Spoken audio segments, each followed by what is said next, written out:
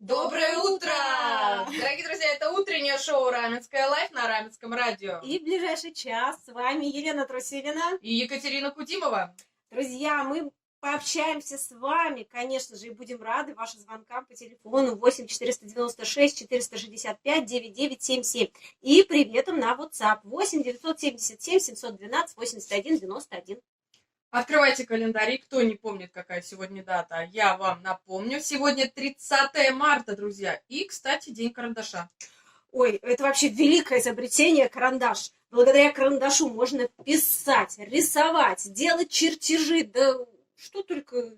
Все, что угодно. Что только можно не делать. Что угодно. Все можно делать, да. Кстати, в нашем городе живут, Лен, очень талантливые молодые художники, которые рисуют не только с помощью карандашей. И вот недавно Лиза Соловьева, ученица школы Раменского городского округа, победила в конкурсе рисунков. Ее иллюстрация стала как раз-таки рисунком, иллюстрация книги «Сказки новой» Джоан Роулинг и «Колобок».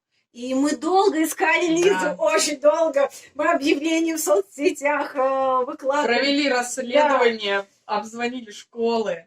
И очень здорово, Лиза, что сегодня Лиза у нас в студии. Друзья, буквально одну секундочку, и мы уже представим наших гостей. Сегодня наша студия полна прекрасными женщинами и девушками. Дело в том, что у нас в гостях Елизавета Соловьева, ученица 6 Б-класса школы номер 8 города Жуковский. И Мария Соловьева, сценарист, писатель и мама Лизы. Доброе утро! Доброе утро. Доброе утро. Лиза, твой рисунок стал, вообще твоя иллюстрация к сказке Джоан Роулинг и «Колобок» стала одной из 34 работ, которая победила. Отобрали, да? там было 1000 отобрано, да. Со всей России. Как вообще ты узнала о конкурсе и решила, почему принять участие? Потому что мне кажется, что как после того, как объявили результат, наверное, многие дети сказали: а я почему? Почему я не участвовал? А вот, наверное, трудно было узнать. Ну, я узнала через маму, потому что мама подписана на все про все, и лично я... Все нормально, все нормально. Это мои звуки. Я узнала через маму, но я сама очень плохо слежу за всеми конкурсами, потому что я тогда участвовала за начальную школу, и все. У меня больше нет такого большого интереса, и даже когда я узнала, что иллюстрации к книге Джоан Роулинг, да, там отбираются со всей России дети, отбираются, пускай отбираются, вот. И изначально я не очень хотела участвовать, но первую иллюстрацию я сделала на энтузиазме, а потом уже, меня подбивало, что-то жировало. Пряниками. Да. А ты вообще рисуешь с детства самого?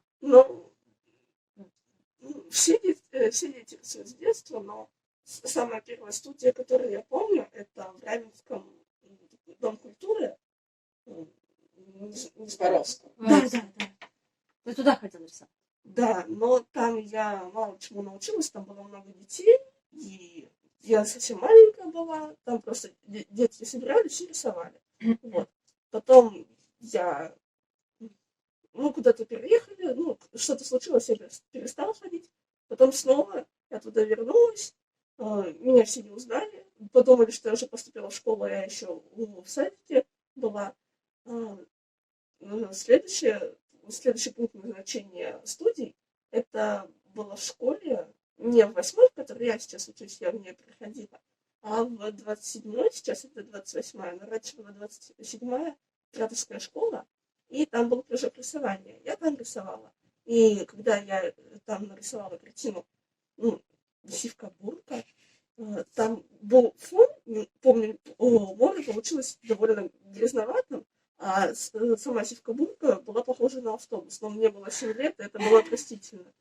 И учительница рисования Ольга Владимировна Ивановна, она отправила эту работу в Махурах.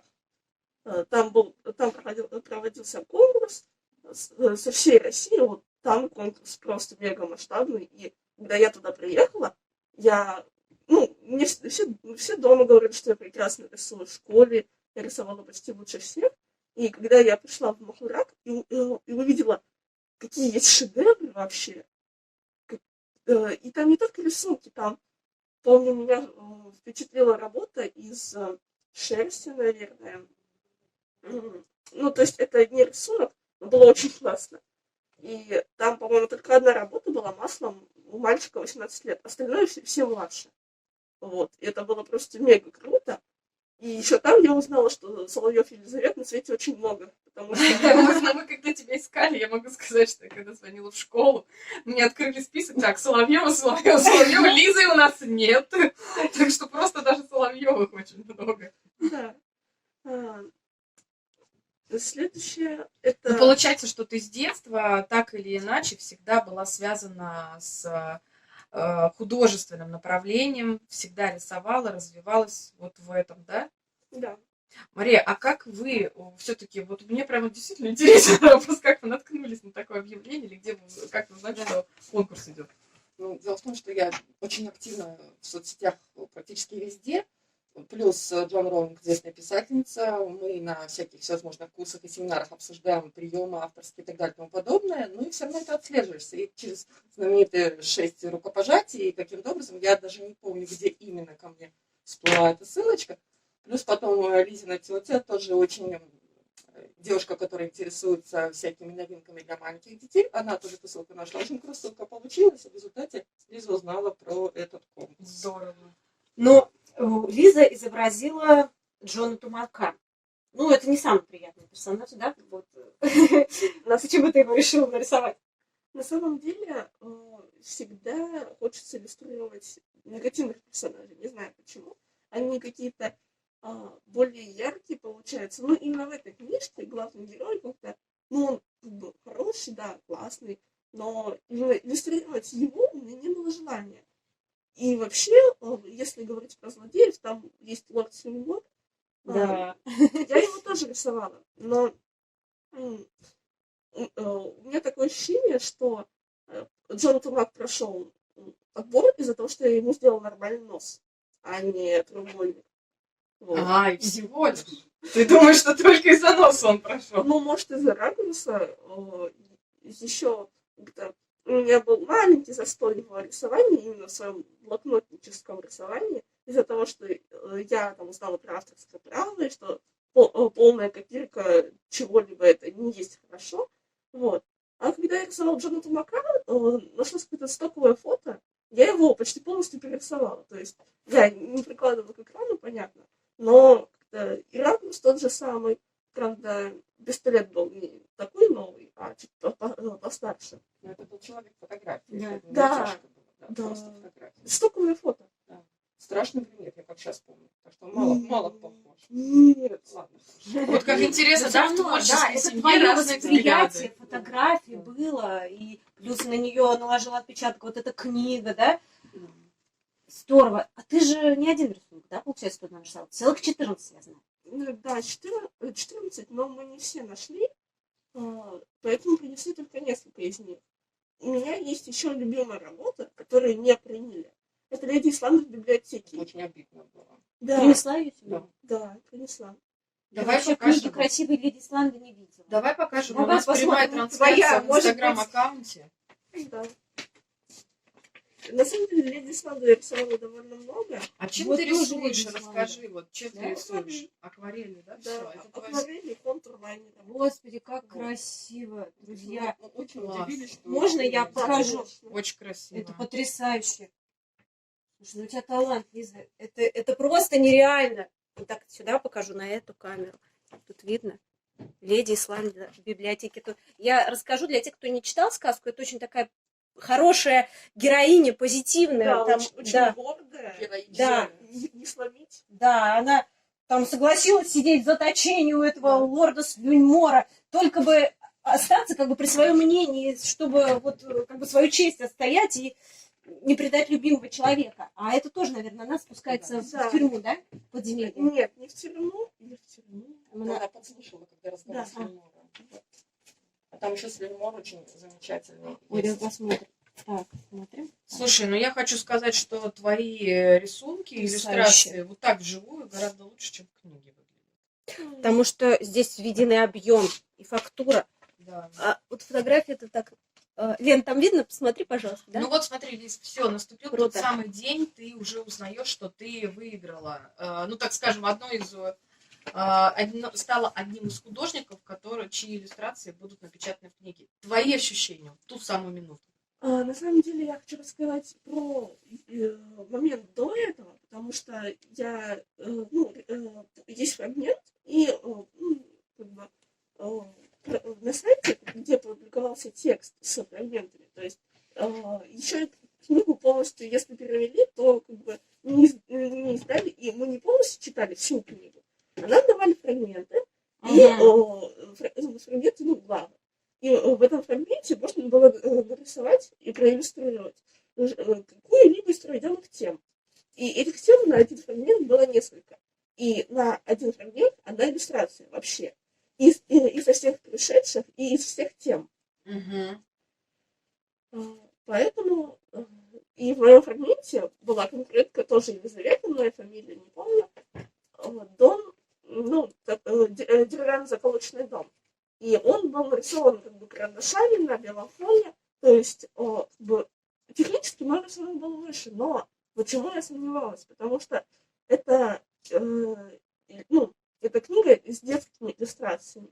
И хоть девочка была моей ровесницей, но иллюстрация у нее была более детская. И это сильно напрягало. И даже мы думали, что моя иллюстрация не пройдет, потому что у меня есть конкурент, да. Пускай рисунок не такой крутой, но... То есть ты более видела детский. рисунки других участников? Да, я шорт-лист видела, и моя конкретка, она попала в шорт-лист. И это было очень напряжно. И еще немного хочу сказать про более детские иллюстрации и про разницу издательств в подходе к выбору иллюстраций. У нас есть американское издание, у меня родственница живет в Америке, и прислала книжку Икабога из нее. Просто чтобы сравнить, какие работы детские выбрала какая-то страна. И в России подход к иллюстрации намного более академический. То есть там попадают там были детские иллюстрации, но эти детские иллюстрации были на высоком уровне, да? Профессионально выше, чем те же самые детские иллюстрации в американском издании. Потому что, видимо, в американском издании ставилась цель именно детской иллюстрации. А в российском издании именно не то, что выше академически, чтобы был хороший уровень иллюстрации, да, детская, но в некотором роде профессиональная. Вот. Не, круто. Но это твой первый опыт? Это второй опыт, но первый опыт, он был, это было типа курса, подаренного на день рождения. Я иллюстрировала небольшую книгу, в написании которой сама принимала участие. Это книга. Ты еще и писала книгу? Чуть-чуть. Вот это Лиза. Ты сегодня не отпустишь наших гостей, я чувствую, да? Там у курса было две части. Первая писательская, вторая художественная. Художественная. И на художественной мы не сразу начали рисовать иллюстрации. Мы рисовали, упражнялись. Тема была средневековый бестиарий, и была основана на вселенной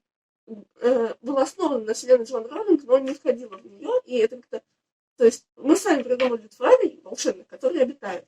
И обитают они в Москве и Московской области. Вот.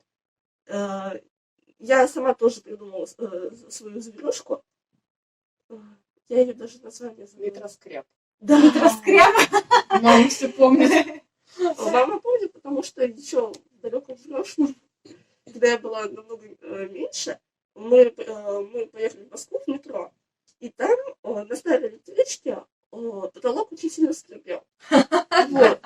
И так как с детства мама придумывает, и не только мне, и братьям и сестрам, когда в юности, в детстве придумывала сказки, то и мне она придумала такую же сказку, что это крыса, которая скребется. Вот. Я у себя в голове все додумала и придумала микроскреба. А потом у меня получилась возможность это задокументировать эту легенду. Вот. А потом еще, ну, и мы просто крабы иллюстрировала не я, вот. Я иллюстрировала животных девочки, которые, по-моему, она либо попала, либо не попала на художественное ответвление, ну, художественный этап. Но сам факт, что у тебя уже Есть. в портфолио твоем, так скажем, Да. есть профессиональные работы, есть профессиональное сотрудничество с мировыми писателями. Да. Это очень круто. И вот все-таки возвращаясь к тому моменту, когда ты все-таки узнала, опиши свое состояние буквально 3 словами. Все, вот ты открываешь интернет, или там как это с произошло, почты может, пришло там, письмо, не знаю, кто да, тебе вот буквально позвонил. давай 3 слова, твои эмоции в тот момент. Ты узнаешь, что твоя иллюстрация будет напечатана в книге Джоан Роулинг. Я, честно, не помню. Давайте, Мария, расскажите. Я прочитала письмо электронное, когда ждала Лизу с тренировки, Лиза занималась волейболом. И сижу в машине, значит, жду, и просто не чтет, открываю, и вижу в почте, что ваш ребенок победил, и так далее, и тому подобное. Вот. И я сижу, ощущение, ну, очень странное, как будто вот подарок, который ты ждешь, он оказался много лучше и круче, чем ты ожидал. Какие-то бабочки в голове, в животе, там везде вот эта вот детская радость такая вот теплая какая-то. Вот. И приходит мой ребенок, я говорю, ну все, ты можешь красить волосы. А у нас был уговор, что если она выиграет, я разрешу покрасить хвост в ярко-рыжий лисий хвост. Но это было год назад, поэтому уже там все смылось у нас. Вот.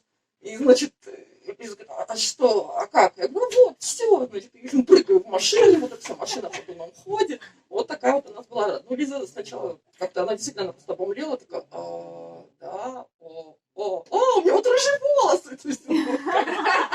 Короче, кому что, ладно, была рада, что иллюстрация была в виде книги, а рыжему хвосту, да? Класс. О, это была Куба от ночных снайперов, когда мы сидим в студии и разговариваем. И у нас сегодня 2 прекрасные гости, Елизавета Соловьева и Мария Соловьева. Я напомню, что Лиза сделала иллюстрации, да не одну, а целых 14, но только одна попала в книгу Джоан Роулинг и Бог. А Мария Соловьева, она сценарист, писатель и мама Лизы. Мы уже поговорили о том, что почувствовала Мария, когда вот узнала об этой новости, о том, что все-таки Лиза победила. Это круто, круто. Мария, ну все-таки ваш ребенок, мне кажется, конечно, очень талантливые рисунки, очень классно, мы сейчас всем показали. Но когда я узнала, что и вы писатель, сценарист, я думаю, ну, здесь все понятно, очевидно, все да? очевидно. Понятно, откуда у ребенка все вот эти воображения развиты, вот эти крыса-скрябы, кто там, метроскрябы. Вот это все, это вы же сами сказки для детей, да, сочиняли. Расскажите, пожалуйста, как вы стали писателем-сценаристом? Насколько я знаю, изначально вы ученый-биолог, да? Биолог, может, не совсем ученый, но биолог, он... Дело в том, что я из большой семьи, старший ребенок, и на меня всегда складывали обязанности по развлечению и воспитанию всех вот подрастающих товарищей. Ну и как только они начали понимать, что им говорят, оптимально было рассказывать им что-то такое, чтобы они просто замирали, затихали, открывали рты и, собственно говоря, шли за тобой, как за гавельским крысоловом, и все выполняли. Интрига. Ну и, собственно, я лет, наверное, с 3-4 рассказывала каждую ночь новую сказку. Обалдеть. 3-4 года. Это было вынуждено. Это оказалось действительно полезно, интересно. Ну и дальше больше, сказка, школа и так далее. Вообще человек, который умеет рассказывать, на ходу придумать, рассказать истории, он никогда не будет один, ему никогда не будет скучно. Он всегда сможет что-то получить от окружающих, потому как заинтересованность какая-то интересная. Потом я поступила на биофак, я была безумно увлечена биологией, в частности генетикой. Мне было очень интересно выдумывать какие-то, выводить новые сорта, виды растений, животных, занималась конным спортом, и читала новую породу лошадей вывести. В общем, было все это такое. То есть биология пришла по увлечению. Но попала на не очень замечательное время развала Союза и становления нового государства, и биология была в упадке, я разочаровалась во всем этом. А писать потихонечку продолжала. В газеты как корреспондентом что-то писала. Потом уже, когда после института вышла замуж, занялась собаками. У нас был собачий питомник. И, соответственно, биология мне, безусловно, в этом очень сильно помогала. Питомник немецких овчарок. Потом мы с подругой занялись журналом о домашних животных. Что-то там писали статьи, на выставках брали какие-то интервью, в общем, что-то пытались такое сделать. Ну, журнал немножечко не выжил, но дело в том, это был такой замечательный опыт. Ну и в конце концов, меня все уже родственники начали пинать, а что такое, почему ты пишешь в стол, потому что это, ну, как бы интересно. Я пошла на одни курсы, пошла в школу писательского мастерства, пошла в школу сценарного мастерства Александра Митты. И, в общем, постепенно, так сказать, вот дошла до более широкого читателя, чем родственники, и семья, и друзья. Круто! Как-то так. Я увидела ваша последняя книга «Не ищите песок в Антарктиде». Вы ее соавторстве с кем-то Да, написали. это мой второй сборник в соавторстве с моей подругой, писатель и тревел-блогер Елена Попова.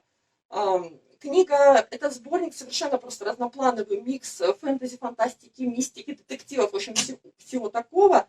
Так, знаете, портал из нашей жизни, который сейчас не очень замечательный, вот хочется чего-нибудь яркого, там где-то испугаться, где-то там романтики, чего-то. И, соответственно, каждый, там у нас 18 рассказов, каждый может себе что-то по душе найти. Эта книга начали мы собирать ее во время карантина, получается, и постепенно... Быстро вы написали, да? Ну, что-то Составили? были заготовки какие-то у нас, было что-то в памяти, было что-то в столе даже, может быть, лежало. Что-то я размещала уже в интернете на портале Автор Today, допустим. Ну, И вот мы сейчас это уже ее собрали. можно приобрести. Ну, практически она выходит из тиража, там, по-моему, 2 или 3 апреля, ну, и, соответственно, уже можно будет ее приобрести. Вы ее через сам издатель РДРО размещали. Я вот даже успела небольшой фрагмент прочитать. Я один рассказ прочитала. «Тряпичный ангел», по-моему, называется. Архангельск типичный Вот. да. Мне впечатлил и задумка глубокая, настолько это философски все. В общем, классно. При возможности я прочитаю все остальные. Но мне интересно, почему вы выбрали именно путь сам издата РДРО? Объясняю. Дело в том, что если опять-таки вернусь немножко к карантину, я сотрудничаю с издательствами «Снежный ком», «Эксмо», «Северо-Запад». Но в основном сейчас идут маленькие рассказы у меня, а у издательств непростые времена, как у всех, собственно, в карантине были. Ну, разумеется, не до того, не до маленьких рассказов, сборников. Ну, человека пока, не с мировыми. Ну, я скажем так, смотрела, да. например, Эксмо, по-моему, 7 авторских листов Да, требует в общем, там минимум, да. много всего. А друзья-читатели, они ждут. Причем я очень рада, что людям еще интересны бумажные книги именно. Вот именно бумажные. Ну, это как, я тоже электронно читаю по мере необходимости, а вот это вот бумага, это кресло там с чаем, это просто это ощущение. Место на полке. Да, Наверное. совершенно верно, смотришь, и там книги. Вот. И мы решили вернуться к РДРО именно потому, что это быстро. Да. Вот. В издательствах есть еще одна такая, не очень хорошая, но вещь, которая есть. Это ридеры, то есть люди, которые на старте читают какие-то рукописи, и только потом это дальше идет.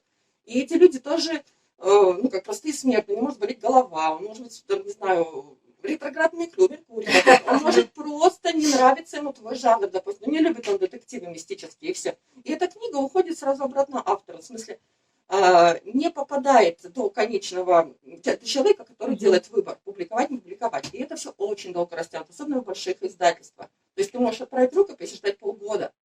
А ребятам говорят, девчонки, где же ваши книги? Мы же хотим, нам же интересно почитать. Поэтому мы с Еленой решили вернуться к РДРО, именно потому, чтобы не простаивать. Ну, это просто быстро. Это просто быстро. И сейчас, говорят, самоиздат. Я до некоторого времени очень относилась скептически к этому всему, потому что любая графомания, любое все может выплеснуться теперь. Но читатель сам выбирает. То есть, как бы человек не издавался за свои деньги и прочее, если бы никто не будет читать, это неинтересно. Или написано там зубодробителя, это рынок, это просто отбор. Цель-то, конечно, какая, донести же до читателя. Цель донести, Она- да. К тому же да. РДРО, оно сотрудничает, это издательство, со многими крупными Да. сетевыми магазинами. Да. И если они видят, что к вашей книге есть интерес как к онлайн-издательству, да, Конечно. они потом предлагают вам сотрудничать Да, с этим да. магазином. «Читай город» тот же, Да. там, «Буквоед». А Сейчас- рисунки для нее тоже Лиза делала, да? Нет, рисунок именно для обложки делала профессиональная художница Юлия Расик. Вот Лизе очень понравилась эта работа.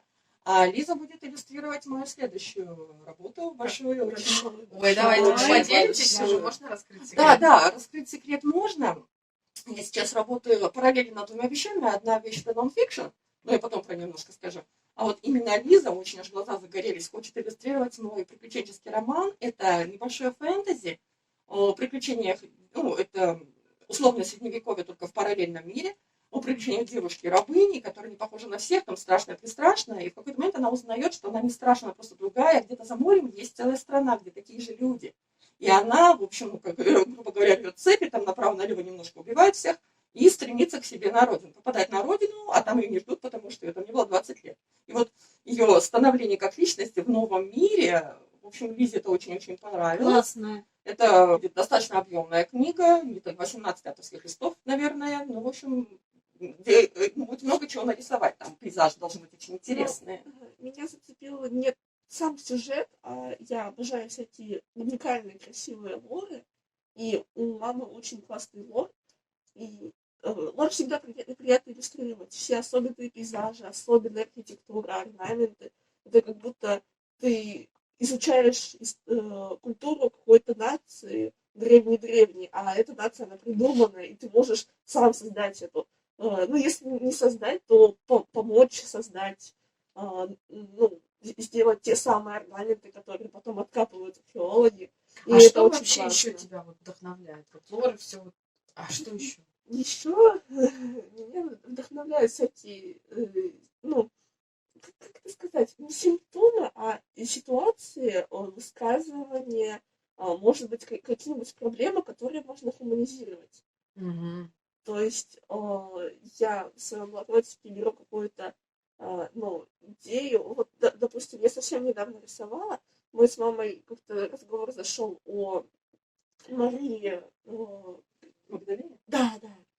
И мы посмотрели картину, вот. Я вдохновилась, но я рисовала не плачущую Марию Магдалину, а девушку, которая в теории Мария Магдалина, но у нее были розовые кудрявые волосы, темная кожа, глаза не плачущие, а красные от веществ, и маска розовая. И там написано «Lord have mercy». Слушай, ну у тебя очень глубокие Да. рисунки, глубокий Да. смысл.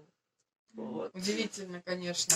Лиза, но насколько я знаю, свое будущее все-таки ты будешь связывать с наукой. Ведь не просто так ты живешь в Раменском, а учишься в Жуковской школе номер 8. Да? Да, потому что я пришла именно в ту школу из-за химбио, ну, это не факультет, это просто класс. Профиль химико-биологический. Да, профиль.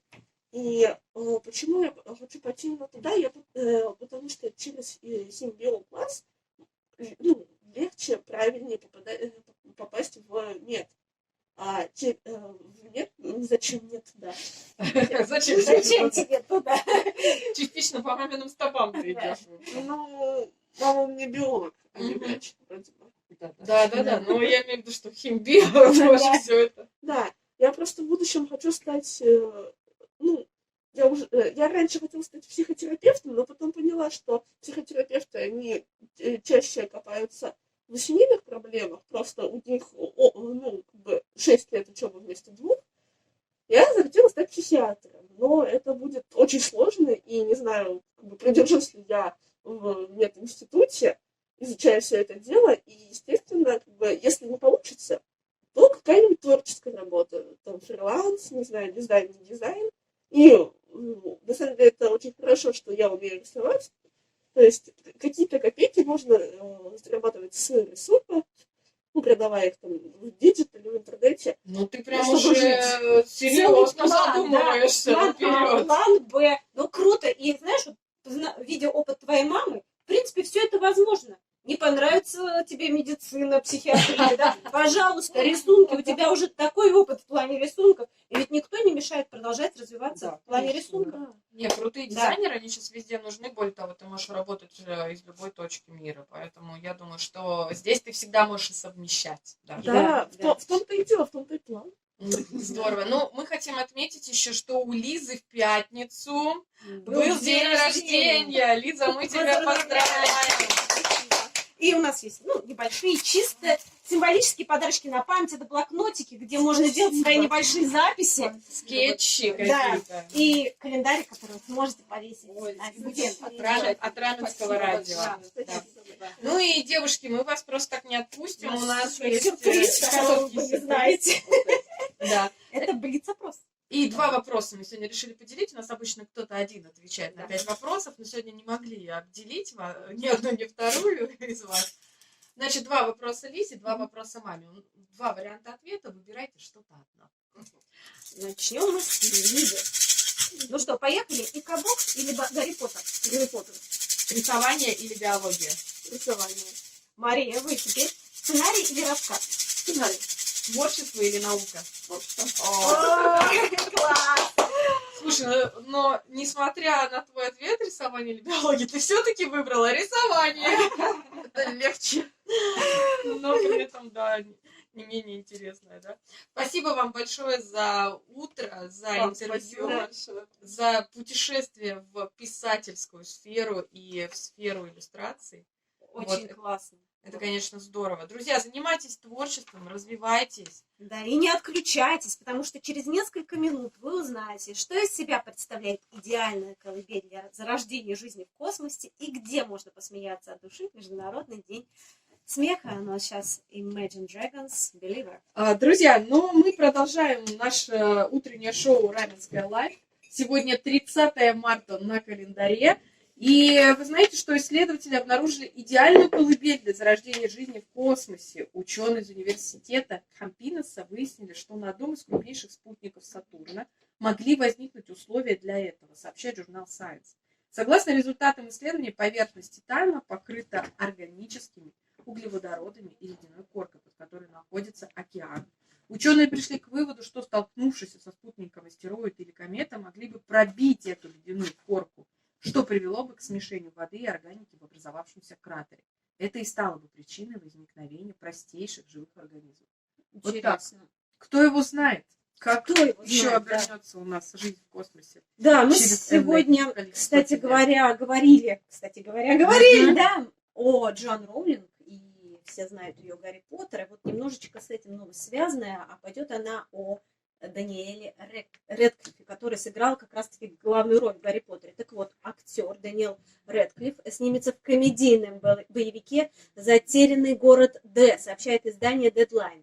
Звезда фильмов о Гарри Поттере в этот раз сыграет злодея. И, кстати, могу сказать, я видела его в роли злодея. Неплохо у него получается, да. Вместе с ним в фильме снимутся также Сандра Баллок и Ченнинг Татум. Это история писательницы, которая попадает в джунгли с парнем с обложки ее книги. К нему она, кстати сказать, питает не самые приятные чувства. Ну, будем ждать, когда выйдет на экран этот фильм. А забавная история произошла со школьниками, которые нашли кошелек с сотней тысяч рублей и вернули его хозяйке. Ребята из города Абдулино, что в Оренбургской области, обнаружили женский кошелек с крупной суммой денег на улице. Ну, неудача же, да?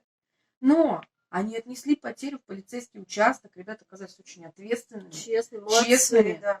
Да, оказалось, что незадолго до их обращения в участок приходила жительница Абдулина. Она заявила, что выронила кошелек, когда выходила из машины. Женщина посетовала, что внутри лежала крупная сумма. В результате полицейские передали кошелек с деньгами владельце. Представляю, как она обрадовалась. Да, наверняка еще и наградят этих мальчишек. Да, кстати, решается вопрос сейчас об их награждении, поэтому молодцы. Всем бы так. Всем Да, бы друзья, если у вас есть интересные новости, публикуйте их на сайтах, на своих страничках, точнее, в соцсетях с хэштегом РАМИНФО, а мы ее разместим в газете «Родник». Ну и прямо сейчас Мот и Зиверт с песней «Паруса». Сразу после расскажем, где посмеяться от души. Международный день смеха и где сейчас находится городская стоматология в Раменском. Друзья, мы под парусами врываемся в новый рабочий день. Сегодня вторник, 30 марта. И традиционно каждый, кстати, вторник и пятницу в нашей программе «Раменская лайф» мы... рассказываем, чем можно заняться. Да. В начале недели рассказываем, чем в будни заняться, а в пятницу рассказываем планы, варианты на выходные. И вот очень много интересного будет в эти будни. Например, «Смешные деньги». Так называется спектакль молодежного театра «Первопроходцы». Он состоится в Международный день смеха 1 апреля. Это британская комедия. Сюжет такой. Простой английский клерк в свой день рождения по ошибке приносит домой чужой чемоданчик, набитый деньгами. Ну, слушай, прям как в новости, да, в нашей? Да. Я тоже уже подумала на сегодня денежный эфир. Да, и пока супруга встречает гостей, наш герой судорожно собирается в бега, закономерно ожидая владельца большого куша. В дело вмешиваются два инспектора полиции. Вот интересный персонаж. Один из которых взяточник и шантажист, а второй честный служак. То есть тут у них вот прям вот это столкновение интересов, да. Закрученный сюжет, полный неожиданных решений, парадоксальных поворотов. Все это открывает зрителю спектакль по пьесе Рэя Кунис «Смешные деньги». Вход свободный, вас ждут 1 апреля в 16:00 в ДК имени Воровского. Если же вы хотите посмотреть другого плана, творческие коллективы и так далее, постановки, то отправляйтесь в ДК «Сатурн». 3 апреля в 16:00 состоится театрализованное представление «Новые приключения маленькой колдуньи». Это заключительный этап фестиваля «Территория детства» 2021 года. Берите с собой детей, вход свободный, старт в 16:00. С четверга по воскресенье на ферме «Веселая корова» каждый час с 10 до 17:00 проходит экскурсия. Вы узнаете все самое интересное о ферме, пообщайтесь с животными, посетите мини-музей о Акжельском совхозе, сможете приобрести вкусную натуральную продукцию, покататься на пони или отправиться на упряжный выезд в лес. Стоимость экскурсии 300 рублей, дети до 5 лет бесплатно. Многодетным скидка 10%. Расписание, запись по телефону 8 925 163 33. Друзья, мы желаем вам приятных мгновений, интересно провести время в ближайшие дни с друзьями или семьей. Мы ищем всегда новые интересные события и публикуем афишу дважды в неделю. По понедельникам и четвергам ищите ее в наших аккаунтах в соцсетях «Раменские новости». Через пару минут вы узнаете, кто из музыкантов получил прозвище «Медленная рука». Ну а сейчас Полина Гагарина. Смотри, а вы слушайте. Друзья, смотрите и слушайте Раменское радио. Катя, а ты посмотри, какая погода будет, пожалуйста. У нас погода в ближайшие дни, друзья, немного будет дождливой. Сегодня весь день нас радует солнце, но уже с сегодняшнего вечера обещают на 2 дня синоптики дождь. Градусы температурные будут положительные, плюс 6, плюс 8, что, конечно, не может не радовать, но при этом будет ветер до 3 до 5 метров в секунду, поэтому ощущаться они могут немного ниже. Поэтому там резиновые сапоги. Запасаемся, да, сапогами и зонтами. И Но не настроение встречать при весну, этом да. весеннее. Буквально пару дней дождь, а дальше будет опять солнечная погода. Друзья, и вы традиционно задаете нам разные вопросы, на которые мы всегда находим ответы. Например, буквально вчера к нам пришел такой вопрос. Подскажите, проводится ли обучение для предпринимателей в Раменском и куда обратиться за помощью в оформлении субсидий? В Раменском открылся муниципальный офис «Мой бизнес», который предоставляет бесплатные консультационные услуги по субсидиям и другим вопросам предпринимателям, физическим лицам, которые планируют открыть свое дело. А также в «Мой офис» проводят бесплатные семинары. Друзья, кстати, сегодня, 30 марта, весь день проходит обучение при поддержке администрации Раменского городского округа в ДК Воровского. Поэтому, если вы еще не видели, то у вас есть возможность, может быть, я, кстати, не уверена, может быть, сегодня попасть, потому что по предварительным заявкам можно было посетить это мероприятие. Если же нет, то следите за расписанием обучения, размещенным на сайте ram-biz.ru, и отправляйтесь на следующие семинары в мой офис. Адрес офиса «Мой бизнес», точнее, в мой офис, в мой бизнес отправляйтесь.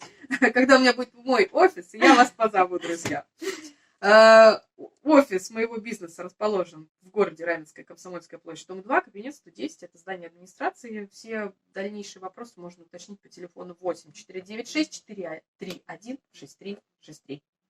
Ну и другой вопрос, где находится стоматология? Потеряли люди стоматологию у нас, что? Да и неспроста, потому что Раменская стоматологическая поликлиника на время капитального ремонта переехала по адресу город Раменская, улица Советская, дом 17. По данному адресу расположено отделение по профилям следующим. Записывайте. Терапевтическая стоматология, хирургическая, ортодонтическая, в том числе детская.